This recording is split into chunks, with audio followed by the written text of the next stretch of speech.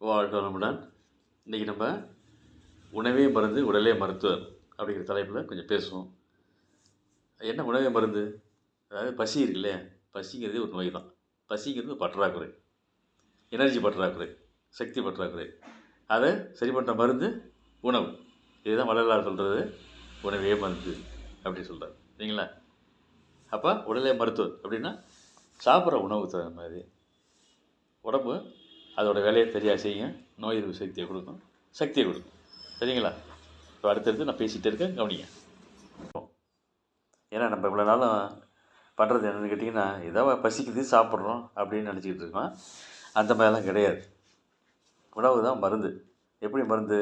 மருந்து எவ்வளோ சாப்பிட்றோம், எந்த அளவுக்கு சாப்பிட்றோம், எது சாப்பிட்றோம், இதே மாதிரி தான் உணவையும் அளவு தெரிஞ்சு எதை சாப்பிட்றோங்கிறத தெரிஞ்சுக்கிட்டு சாப்பிட்டா உடம்புக்கு எந்த பிரச்சனையுமே வராது.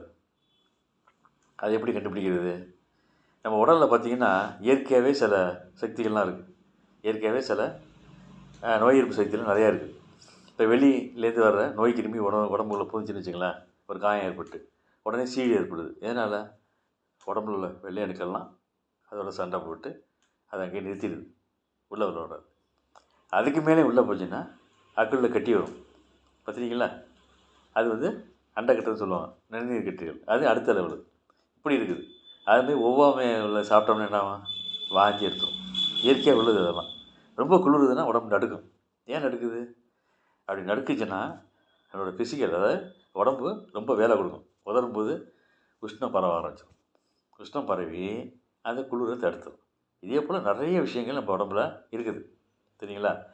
அதை வந்து கரெக்டாக கண்டுபிடிக்கணும். அதுக்கு தான் வந்து யோகாலாம் செய்கிறது. யோகா செஞ்சால் தான் சர்க்காடியன் ரிதம்னு பயாலஜிக்கல் கிளாக் நம்ம உடம்புல இருக்குது. நம்ம உடம்புக்குள்ளேயே ஒரு கடிகாரம் இருக்குது. அது கரெக்டாக ஒர்க் பண்ணணும். எத்தனை நேரம் தூங்கணும், எப்பப்போ பசிக்கணும், இதெல்லாம் வந்து கரெக்டாக பண்ணணும். நம்ம என்ன பண்ணுறோம்? பசிக்காமையே சாப்பிட்றோம். அதுக்கு தான் திருக்குறளில் மருந்தென வேண்டாம் யாக்கைக்கு அருந்தியது அற்றது போற்றி உணின். அதாவது மருந்தே தேவையில்லை உடம்புக்கு. ஆனால் சாப்பிட்ட சாப்பாடு ஒழுங்காக சேரித்து சாப்பிட்டா எந்த பிரச்சனையுமே வராது. அப்படி சாப்பிட்டா உடம்புக்கு எந்த வியாதியும் கிடையாது, வைத்தியரும் தேவை கிடையாது. அப்படி தான் சொல்கிறாங்க. ஆனால் நம்ம என்ன செய்வோம்? மேலே மேலே போட்டு அது பாட்டுக்கு அரைச்சி வயிற்றுக்கு நிறைய வேலை கொடுத்துக்கிட்டே இருப்போம். சரிங்களா? சரி, உணவை எப்படி சாப்பிட்றது? ஏற்கனவே நான் சொல்லியிருக்கேன். உணவை நல்லா ஒரு வாய்க்கு 9 அரை குறைந்தது நல்லா அரைச்சி மென்று சாப்பிடணும். கூழாக்கி எச்சியோடு கலந்து நல்லா கலந்து உள்ளே போச்சுன்னா அது என்ன உணவு சாப்பிட்றோமோ அதுக்கான சத்து கரெக்டாக கிடைக்கும். 90% 95% வரைக்கும் நமக்கு கிடைக்கும். என்னென்ன சாப்பிட்ணும் அடுத்தது? இப்போ நம்ம ஊரில் எந்த இடத்துல பிறந்தோமோ, எங்கே வளர்கிறோமோ அந்த மண்ணில் எந்த இது விளையுது, அந்த காய்கறிகள் நிறைய சாப்பிடணும். அடுத்தது பார்த்திங்கன்னா ஒவ்வொரு சீசனுக்கும் ஒரு பழம் வரும். அதை கரெக்டாக நம்ம யூஸ் பண்ணிக்கணும். எந்தெந்த சீசனுக்கு என்னென்ன பழம் வருது அந்த பழங்களும் நல்லா சாப்பிடணும். ஒரு பிரச்சனையுமே கிடையாது. அப்படிலாம் சாப்பிட்டு வந்தோம்னா இயற்கையோடு நம்ம உடம்பு ஒன்றிடும். அப்போ உடம்புக்கு எந்த வியாதியும் வராது. வாதம், பித்தம், கபம் கரெக்டான சமநிலை ஏற்படும். உடம்புக்கு எந்த வியாதியும் வராது. அதுக்காக தான் உணவே மருந்துங்கிறாங்க.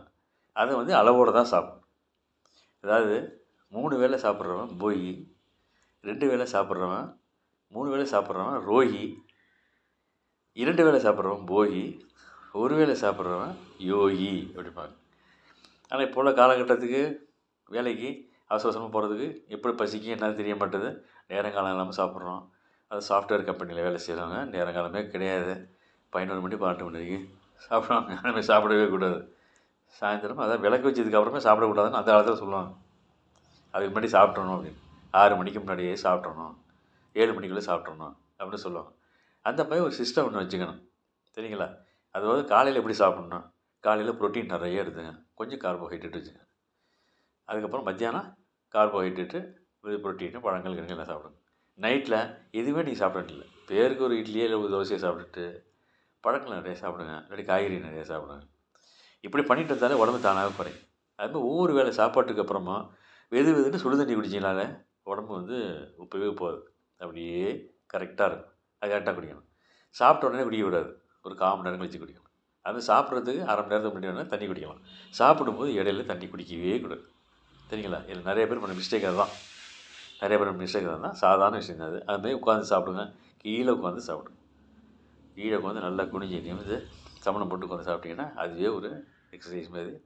உணவும் ஓரளவுக்கு மேலே எடுக்காது. நீங்கள் அதே யோகா பண்ணிட்டு வந்தீங்கன்னு வச்சுங்களேன், ஒரு குறிப்பிட்ட அளவு சாப்பாடு உள்ளே போனதும் தானாகவே ஒரு ஏப்பம் ஒன்று வரும். ஃபஸ்ட்டு ஏப்பம் வரும். அப்படின்னா ஃபஸ்ட்டு கேட்டு போட்டுடுச்சின்னு அர்த்தம். அதை நம்ம சரியாக புரிஞ்சுக்கணும். அப்படிங்களா? அதுதான் பாடி லாங்குவேஜ். காட்டிட்டு ரிதம்ங்கிறோம்ல, அதுதான் நம்ம உடம்புக்கு எது தேவை தேவையில்லைங்கிறத கரெக்டாகவே அதை சரி பண்ணிக்கணும். புரியுங்களா? நம்ம உடம்புல கிளான்ஸ் எல்லாமே பார்த்திங்கன்னா அதில் சுரக்கிற என்சைம் எல்லாமே நம்ம உடம்புக்கு தேவையானது தரும். பட் அதுக்கு வாதம், பித்தம், கபம் சமமாக இருக்கணும், சரியான விகிதத்தில் இருக்கணும். அந்த வாதம், பித்தம், கபம் எப்படி சரியாகும்? நம்ம சாப்பிட்ற சாப்பாடு எப்படி இருக்கணுமோ அப்படி இருக்கணும். சரிங்களா? அவசர அவசரம் சாப்பிடக்கூடாது, நின்றுட்டு சாப்பிடக்கூடாது. இந்த மாதிரி சில பழக்க வழக்கங்கள் நம்ம முதல்ல கடைப்பிடிக்கிறது கொஞ்சம் கஷ்டமாக தான் இருக்கும். ஒவ்வொருத்தரையும் சாப்பிடும்போதும் சாப்பாடே சாப்பிடுவதே ஒரு தவம்னு தான் சொல்லுவாங்க. சகஜ யோகம், தவம் தான் சொல்லுவாங்க. ஒவ்வொரு வேலையும் எடுத்து வைக்கும்போதும் இப்போ நான் எடுத்து வாயில் வைக்கிறேன், நல்லா மென்று சாப்பிட்றேன், நல்ல எச்சி கலந்து முழுங்குறேன் அப்படின்னு ஒரு ரன்னிங் கமெண்ட்ரி கொடுத்துக்கிட்டே சாப்பிட்டு பழகணும். டிவி பார்த்துக்கிட்டு, பேப்பர் படிச்சுக்கிட்டு, பேசிக்கிட்டு சாப்பிட்டோம்னா சரியானபடி இருக்காது.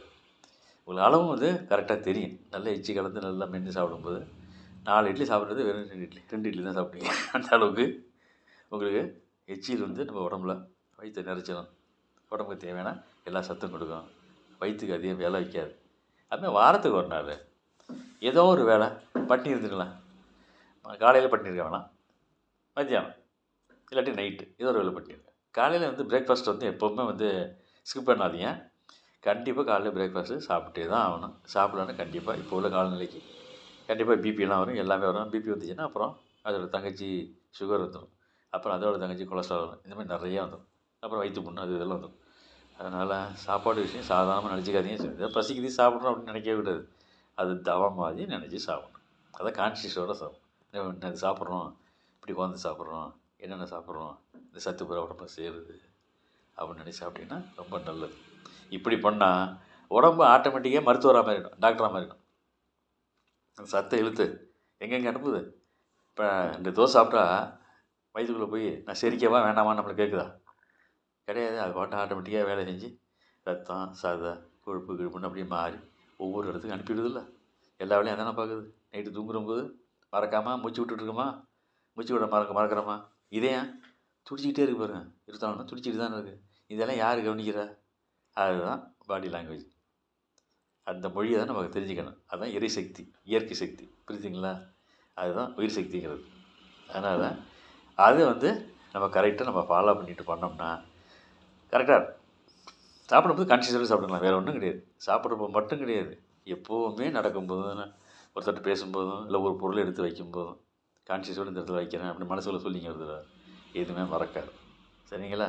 அதனால் உடலை மருத்துவராக்குறது உங்கள் கையில் தான் இருக்குது. அதாவது உணவில் தான் இருக்குது. இந்த உணவை ஒழுங்காக எடுத்துக்கிட்டிங்கன்னா ஆட்டோமேட்டிக்காக உடம்பு அந்த பாதி வேலையை அதே பார்த்துக்கும். மருத்துவத்தை போக வேண்டிய வேலை இருக்காது, இயற்கையாக இருக்கலாம். சரிங்களா? அதனால் வயசு வரும்போது அதுக்கு தகுந்த மாதிரி கொஞ்சம் தளர்ச்சி வரும், பிரச்சனையெல்லாம் வரும். பட் அது வரைக்கும் நம்ம சுறுசுறுப்பாக நல்லபடியாக இருக்கணும். அதை நீங்கள் தெரிஞ்சு வாழணும். வாழ்க வளமுடன், வாழ்க வளமுடன், வாழ்க வளமுடன், வாழ்க வளமுடன்.